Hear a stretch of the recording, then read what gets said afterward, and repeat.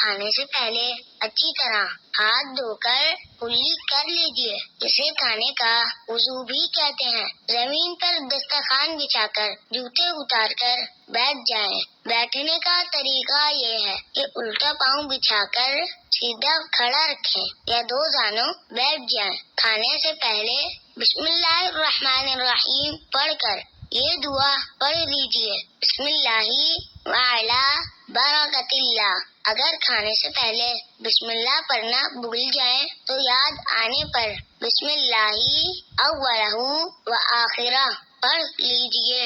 سیدھے ہاتھ سے چھوٹا نوالا بنا کر اپنی طرف سے کھائیے۔ کوئی نوالا یا چاول کا دانہ دسترخوان پر گر جائے تو اٹھا کر کھا لیجیے۔ برتن کو خوب صاف کر کے انگلیاں بھی چاٹ لیجیے۔ کھانے کے بعد یہ دعا پڑھیے، الحمدللہ الذی اطعمنا وسقانا وجعلنا مسلمین۔ آخر میں اچھی طرح ہاتھ دھو کر کلی کر لیجیے۔